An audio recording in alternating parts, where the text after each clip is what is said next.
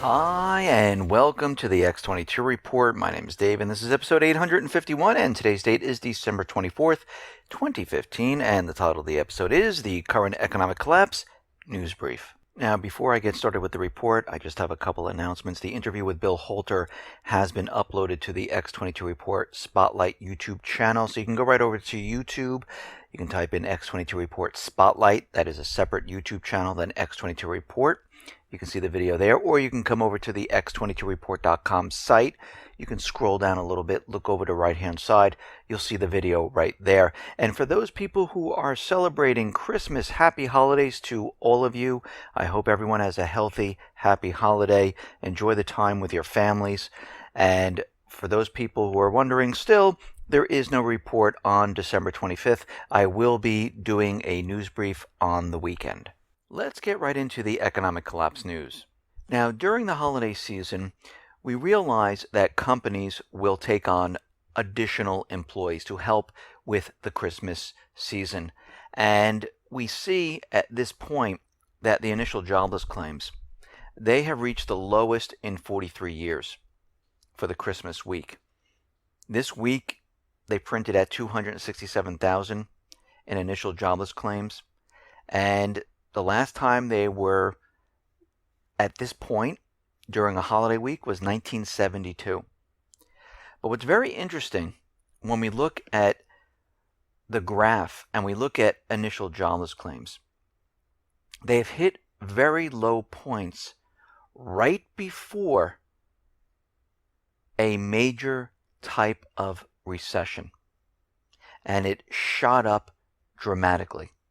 This time, we have dropped to ridiculous lows, and we can see at this point we are heading for this major problem, and we know that these numbers are completely manipulated. We know that Challenger Gray and Christmas has reporting layoffs going back to June of 2014 approaching 1 million people, and we are already hearing more companies that are going to be laying off. And yesterday we talked about retail sales. They are a disaster. And we're going to see a lot of people lose their jobs. Stores are going to close. More and more corporations are going to lay off people because they don't have the sales, the revenue is not coming in, and they need to cut expenses. And we've been seeing this with many corporations, and this is going to continue. Now, we realize that the dollar as a reserve currency is completely and utterly falling apart around the world. Many of the countries are dropping the dollar or limiting the dollar in their reserve basket, and they are taking on other currencies. We know that China and Russia are calling on the BRIC nations to use their own currencies, not the dollar. And we see Zimbabwe now has become China's first African colony that's going to adopt the Chinese yuan as its currency. I mean, what we are seeing here is exactly what we thought was going to happen, and it has already started. They're not going to use the dollar. They're going to use the Chinese yuan. And we know that this is going to spread among the African colonies. And right now, we see that other African countries are looking at the Chinese yuan. Kenya is a clearinghouse for the yuan. And you know they're next on the list. So this is going to spread throughout Africa, and this is why the United States has been trying to get into Africa and basically garrison troops in all of these countries. Now, out in Ukraine, we see that the Donetsk and Lugansk area, they don't think it's necessary to extend the Minsk agreements. And the reason why they're saying this, it's because they're saying Kiev hasn't even upheld to the agreement to this point.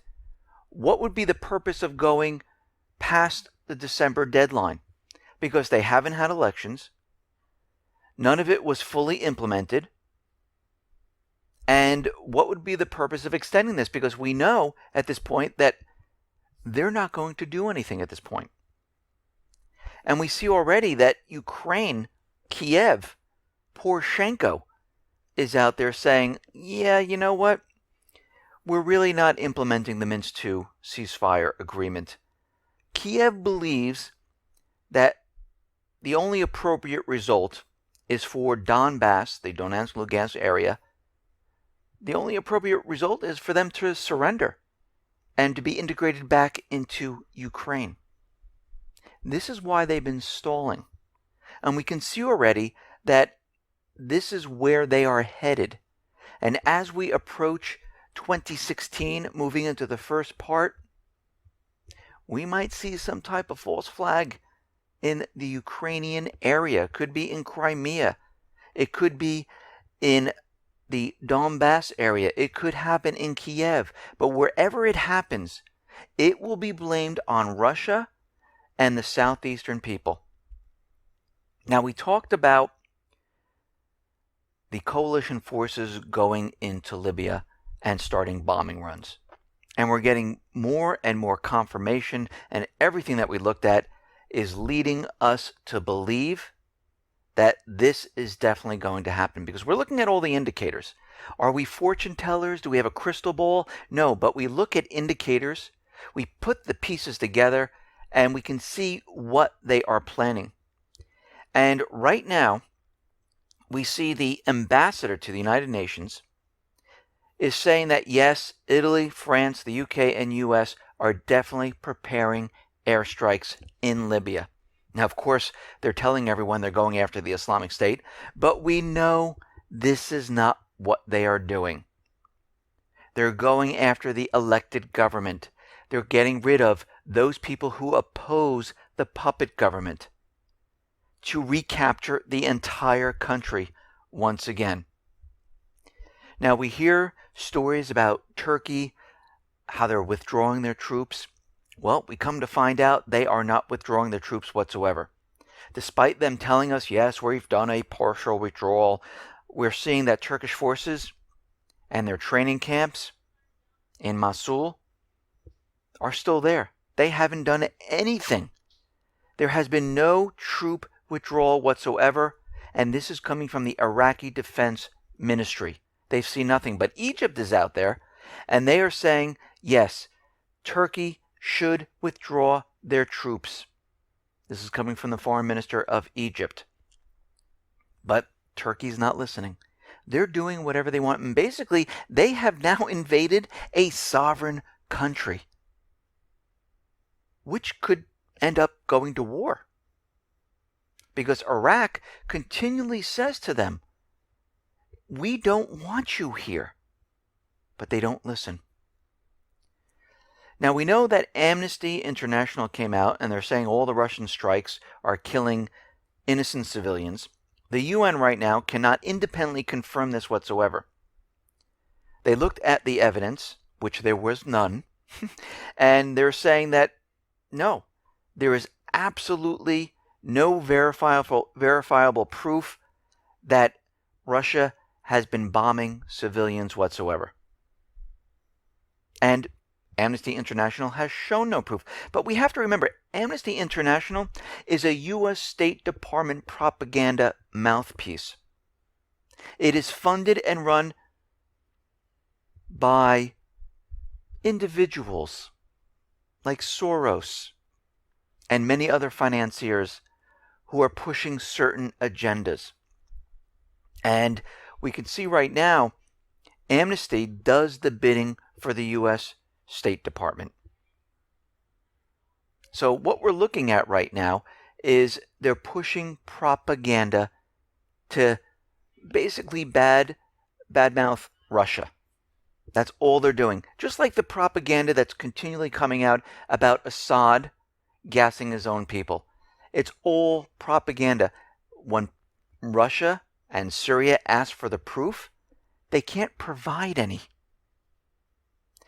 We have learned that the Obama administration pursued secret communications within the Syrian regime, going back to 2011 and a little bit further, because they were trying to get individuals in his government cabinet to start some type of coup. They identified certain Assad, Alawite government people, and they were trying to provoke them into overthrowing Assad. Well, that whole plan didn't work, as we know. And what has happened since then, they went to plan B, and that was basically arming the rebels and starting a civil war to try to overthrow Assad. We've seen this civil war go on since 2011 up to the present day. We've seen it morph into many different things. We've seen it morph into the Islamic State and terrorism. And at this point, Russia has been destroying the proxy army for the United States. And it is completely remarkable that the Western leaders only brought up peace or ceasefire when they were losing ground, when the Islamic State and the Free Syrian Army, al-Nusra, al-Qaeda, were completely losing territory in Syria. Now think about it. They asked for a ceasefire. This is like a timeout, so they can regroup. Yes, they added in that they will let Assad stay in power. They will let the people of Syria vote for Assad or any other candidate, and they'll let it be democratic and free and open and monitored by international monitors. But we know it's never going to get that far. What they really wanted at this point was a timeout, a ceasefire, to regroup, to move into plan, what are they on, plan F now? Because we see at this point that everything in the UN summary calls for ceasefire, ceasefire, ceasefire, ceasefire. If we look at the resolution, it asks Mr. Ban, through his office of his special envoy, to determine a ceasefire and a plan to support its implementation, while urging member states, in particular members of the ISSG, to accelerate all efforts to achieve a ceasefire, including through pressing all relevant parties to adhere to one, emphasizing the need for a ceasefire, monitoring, and verification mechanism. And basically, when you read through all this, it must say ceasefire about 19 different times. They're trying to get the point through that they want a ceasefire, they want a timeout, they need to regroup, they need to go into a different plan. And the only way to do this and to stop the Islamic State, al-Qaeda, al-Nusra from losing ground is they need to stop Russia from what it's doing. This way, it can hold everything right now frozen in time until they come up with their new plan. And this is what they're working on at this point. And as we move into 2016, we will see the new plan emerge. We already see the plan in Libya moving forward. They're getting ready to go into Libya. This will then spread into other countries. And of course, they still don't have the authorization for war in the United States. But that doesn't really matter anymore, does it? It seems like the president can do whatever he wants, and Congress does nothing about it whatsoever. President Assad says, yes, he will join the UN peace talks, and they're going to have these peace talks in Geneva. They had this once before. And we will have to see how this all works out, because do we believe the U.S. government and the central bankers that they're going to follow through on this? No, we don't. There's a lot of lip service right now. But again, it's all in their actions. Let's see how this proceeds before we give them our trust. And right now, I do not trust them whatsoever. When I look at this, it looks like they needed a ceasefire. The Islamic State and their other terrorist groups were losing ground. They had to have this stopped. And this is why they did this, because they're reformulating, regrouping, getting ready for something very different.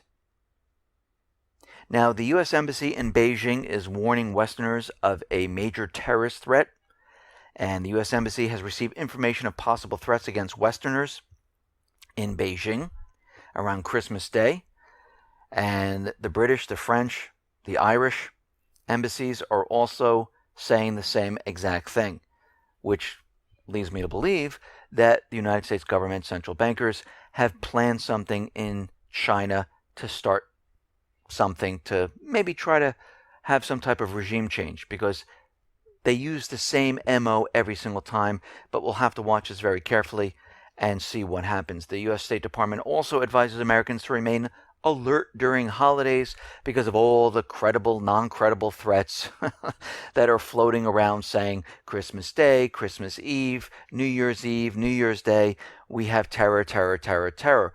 And you can see all they're doing is fear-mongering. What we do know is they have a false flag event ready to go. They're just waiting for the right time. They're waiting for the right moment. And that moment is quickly approaching. Listen, everyone, thanks a lot for listening. Be well, be safe, and especially be prepared. Thanks a lot.